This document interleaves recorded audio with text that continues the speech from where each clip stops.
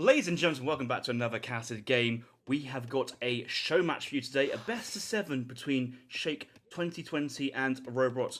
These two players are good friends in the game, but also fiercely competitive and closely ranked, so should be great.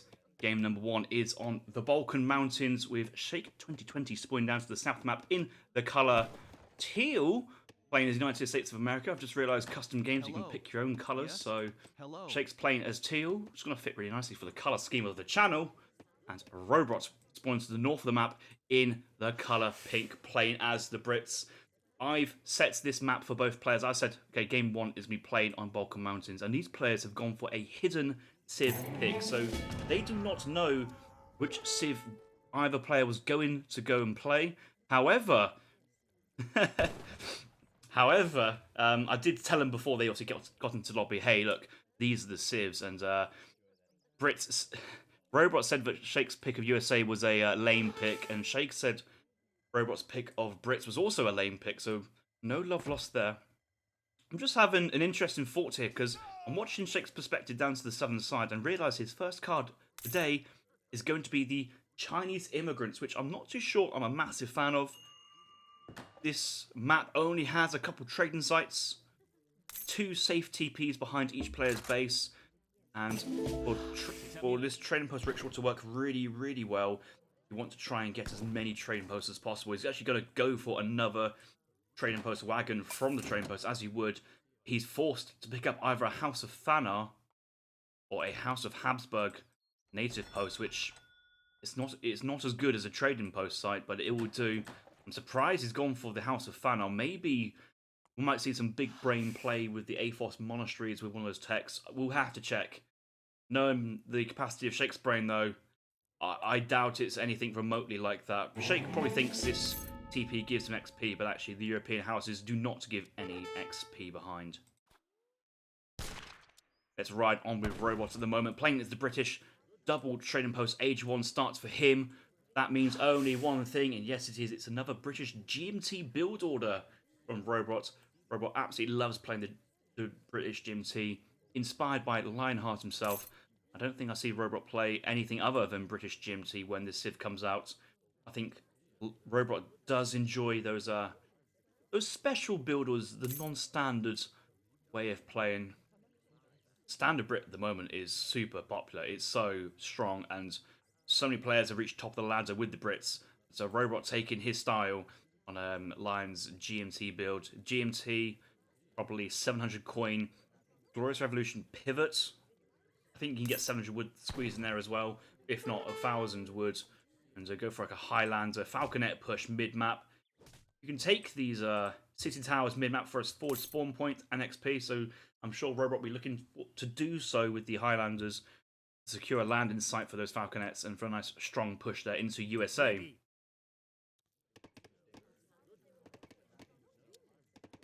Shake's aging up now. He's aging up with Pennsylvania, which I swear the normal age up is Philadelphia, so I will check if Pennsylvania is the one I'm thinking of, but Pennsylvania...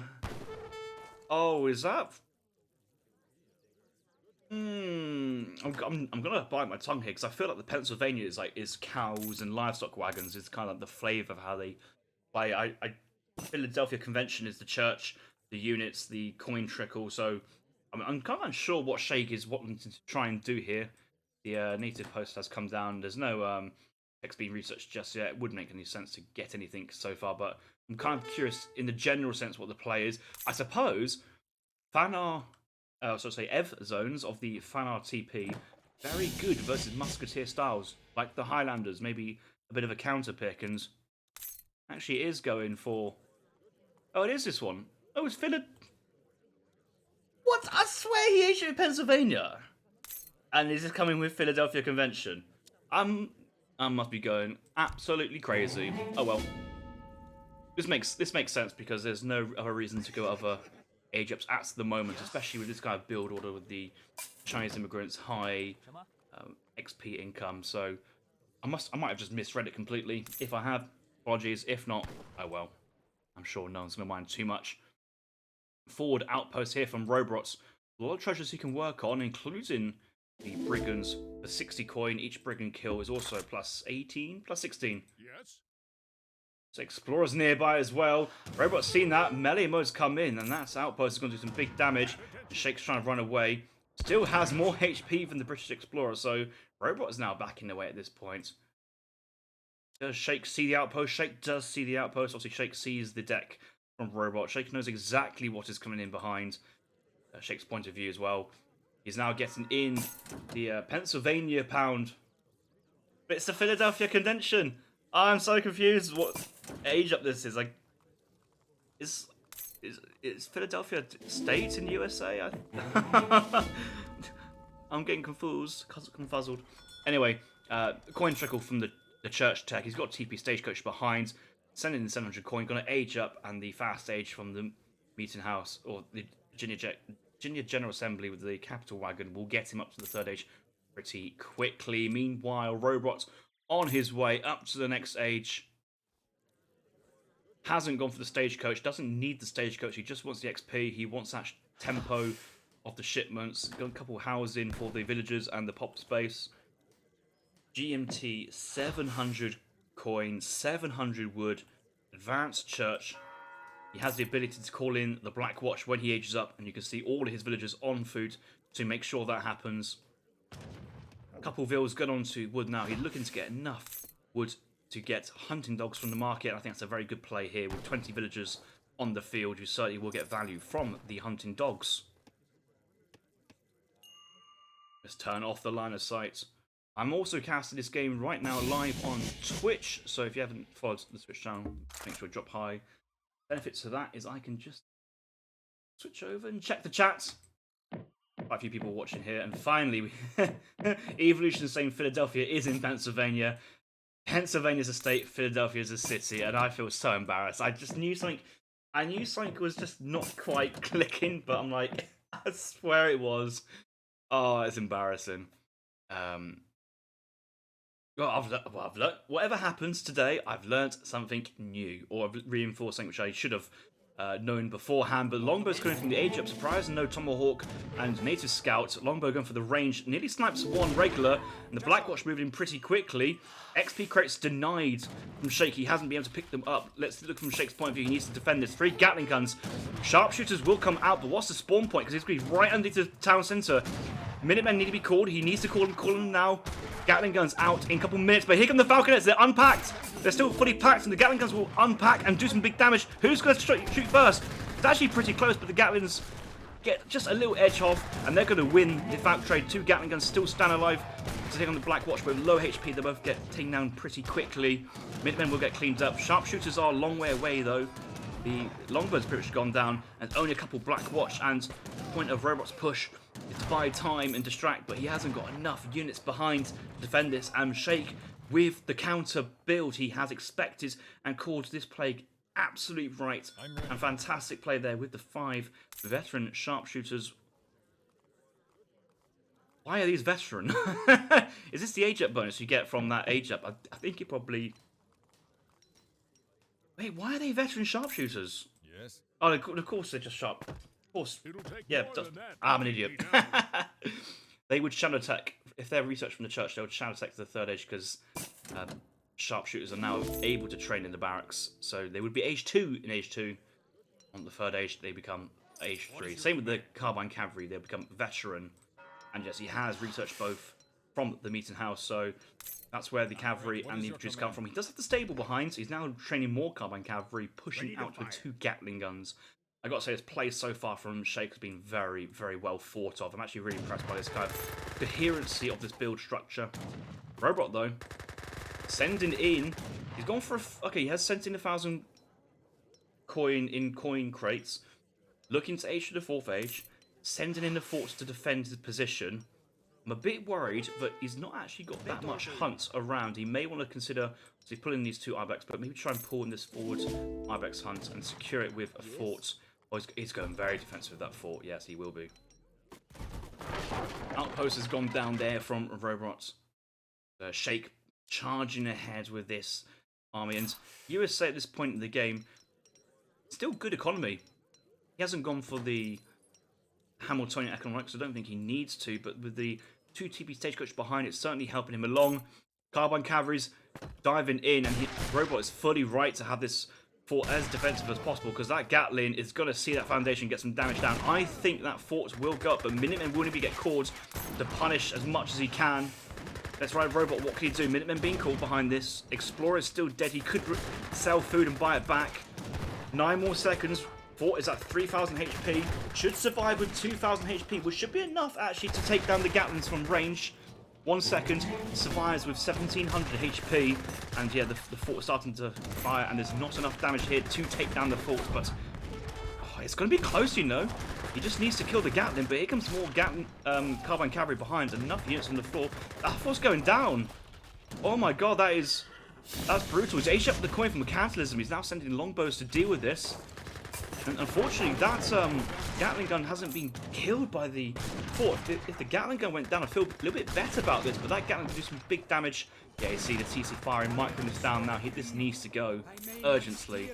And the 20 longbows will come out and should clean the remainder of these units up, but doesn't stop any more units from Sheikh crossing the map. Sheikh having access to Magyar Hussar, having access to the Greek Revolution. Does have Gazapka Ulans in the deck, but nowhere near resources to send them. That would be such a smart next shipment to send. He does have his TPs on wood. Will he go for them? Maybe. Out come the British longbows, though.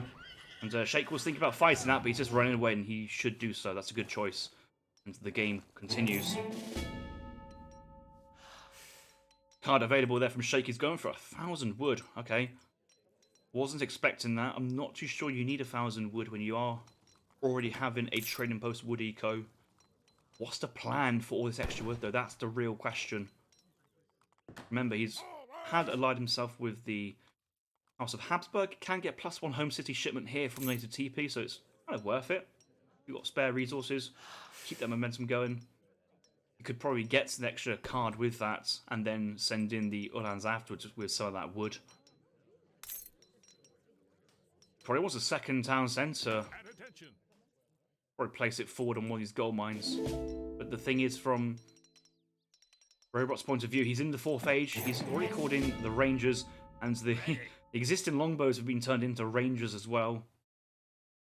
Really needs to get a barracks down to try and get the upgrades in to make them veteran Rangers. Because at the moment, they are just H2 units. Rohbrot is working on these Marauding Musketeers.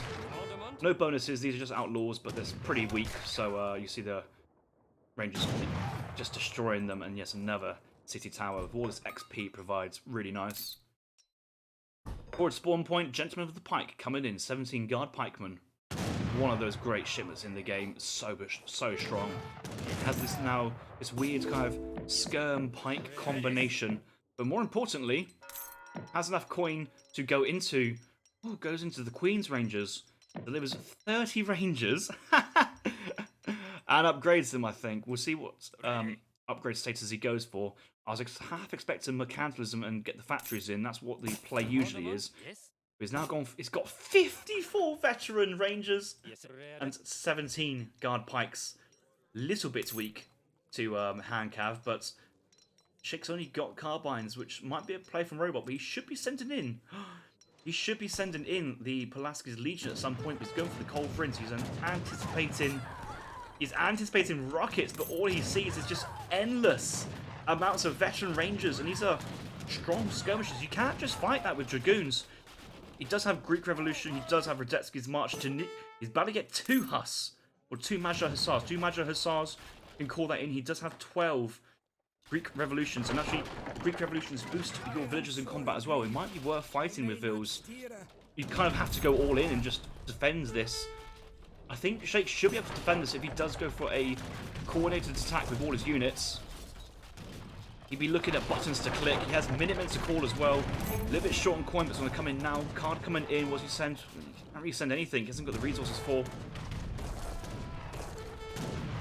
Yeah, that TC is up. He's building another house. He does need that house, actually, doesn't it? But he's just spent all those resources in culverins, which are kind of useless. In come the Podin guns. Being sent in for Sheikh. They will come up, actually. That TC is not going down. And Sheikh does have more troops to call if he wants to. Will he remember? What's the odds that Sheikh forgets he has He's real heavy cavalry, strong musketeers available for support. Maybe not the most ideal units, but you can click those buttons. The Napoleon guns coming in, and the explorers trying to tank. Holes are being exchanged here. He's literally going in all in. The artillery foundry. I love the artillery foundry bait. Rohbrot thinks something's been trained from there. No, nothing being trained at all.